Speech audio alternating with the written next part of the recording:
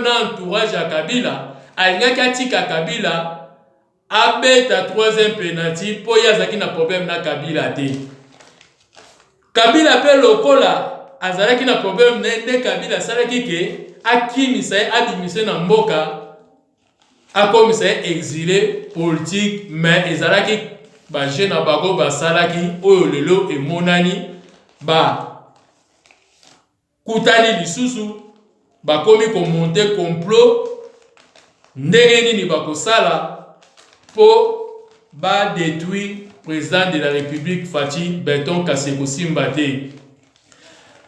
Katumba lobaki tango président lobike na kofouiner te na le passé. Katumba lobi président ko loba bongo te ka kofouiner te na le passé, il faut affouiner.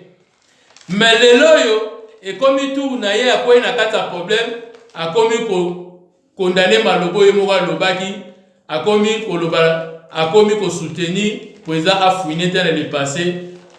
Akomi ko soutenir ba John Minumbi o ba boma Chibeya o ba boma Paul ba Zana o ba boma bato ebele. Akomi ko soutenir o ezali Caleb oyo anyokola Buyambo, anyokola Jekoko, anyokola bato ebele. Frank Diongo anyokola bato ebele. Moïse akomi ko soutenir bango, aza ko soutenir Pasteur Ngoi Mulunda, aza ko soutenir Vita Kamere po bayokani bangi basa bazosala basali complot na bango e kala mingi te bako officialiser o ezali plateforme na bango.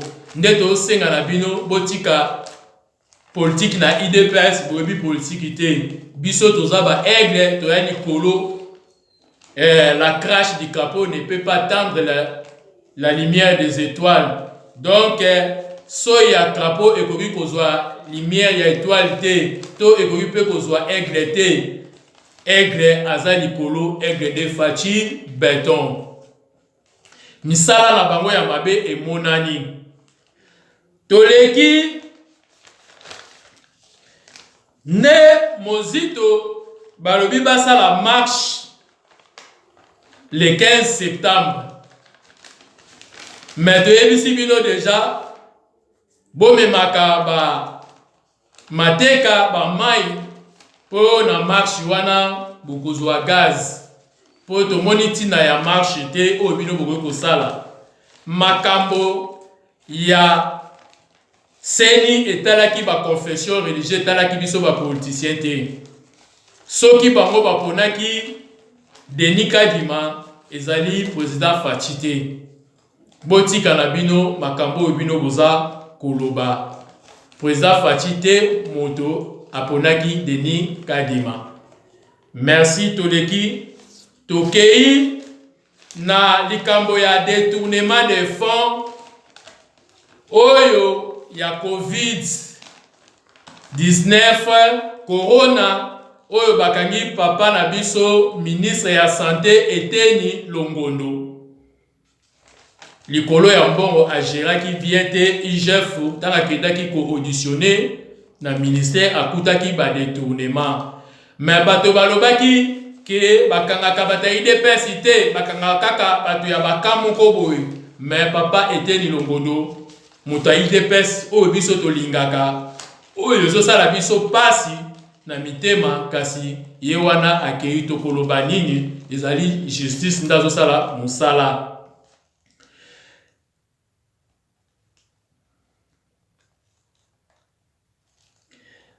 Balobi nini ministre de santé Eteni Longondo placé sous mandat d'arrêt provisoire.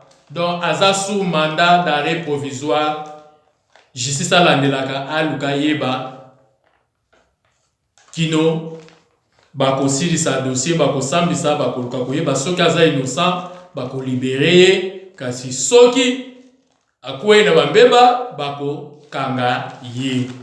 Biso toza eloko koloba te, biso IDPS tobundiaki pona état de droit pe démocratie.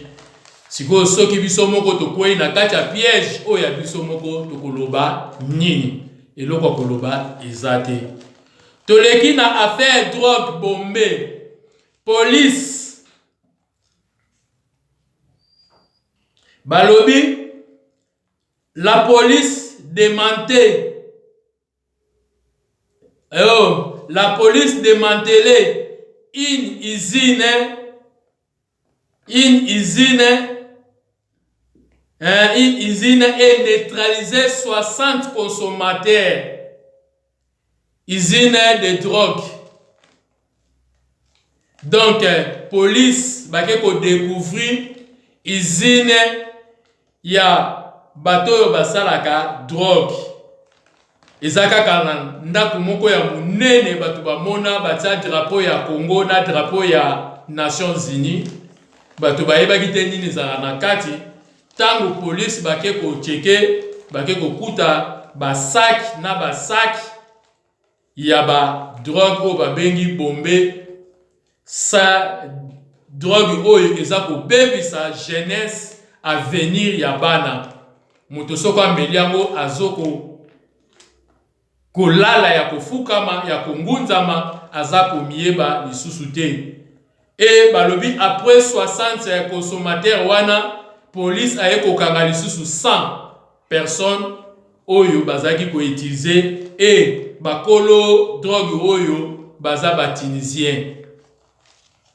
Baza ba Tunisien nde topesi merci na police pe na ministre ya intérieur oyo akutaki ba policier na nzela mususu bameli yango amemaki bango epai ya Général Kasongo pe misusu balamwe masanga pe misusu bazali ko senga batu bambongo balukeli yo problème kaka po pesa bango quelque chose.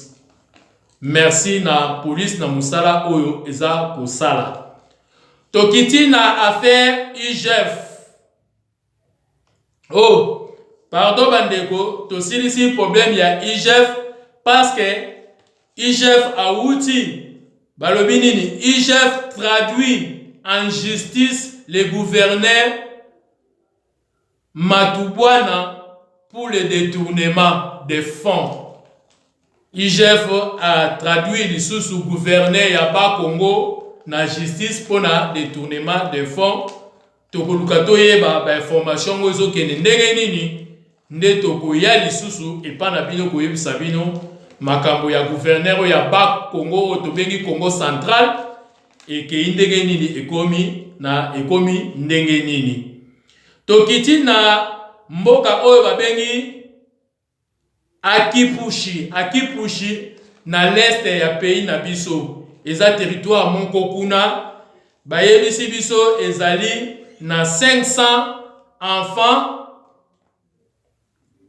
babimi po bana wana 500 bazalaki ko travailler ndenge bakomi 500 enfants sortis des minés de Kobat pour aller à l'école grâce à la gratuité de l'enseignement. Donc 500 bana babimi na kosala ko travailler na ba Kolbat. Donc bazaki bana mike bazwaki bango oyo bazaki ko utiliser bango pona ko exploiter ba Kolbat oyo ezali ba minéraux ya na biso ya mboka na biso na est bazaki ko utiliser bana mike oyo esengaki batanga mais ba utiliser bango na ba makambo wana mais lelo na grâce ya gratuité dans l'enseignement nde bana wana babimi bazongi na ba ville bazongi na ba famille na bango po bazonga classe batanga yango nde ezalaki dossier ya SPT oyo ezali ministère ya enseignement secondaire et primaire oyo ezali kokabama na ministre na biso Tony Mwaba oyo azali le grand wario oyo azali kosala misala ya minene pe ya kitoko na kati ya mboka na biso za komonana oyo ndenge balobi le 4 octobre nde bana bakozonga classe pe na kimia organisation ya malamu mpona gratuité ya tour oyo eleka malamu. Neto leki tokei na mboka na biso ya Manyema oyo ezali gouverneur ya Maniema oyo tobengi na kombo ya Afoni Igrisa balobisi biso nini ya azali gouverneur intermédiaire gouverneur intermédiaire de Maniema annonce 15 projets de développer la province de Maniema. Donc, azali gouverneur intermédiaire oyo ndenge moko na mama na biso Fifi Masuku ya Lualaba nde tokoloko ekamusa biso ndenge nini ba intermédiaire ba osala musala kitoko makasi koleka ba titulaire. En tout cas, esali biso esengo misala oyo balingi banda kobongisa banzela ya kopesa courant kobongisa mai po Maniema pe ekoma développer ekende liboso. Yango wana toye kopesa sujet ya suka Lusha oyo ezali organisation oyo batravaillaka na société civile bazo senga na bakongolais nyonso oyo bazali na kati ya ba groupe ya ADF babima bazonga na lombango na ngambo ya pepe pona FARDC azwa makasi ya kopesa kimia na bana nyonso ya este. To saluer décision oyo ya Lusha. Merci na bino nyonso balandi ya émission na biso Diaspora Debout. Longona na président ya mboka na biso Fachi Beton na musala oyo azali kosala biso nyonso tokozala sima na ye. Vive la République démocratique du Congo ya papa na biso Etienne Tshisekedi oyo azali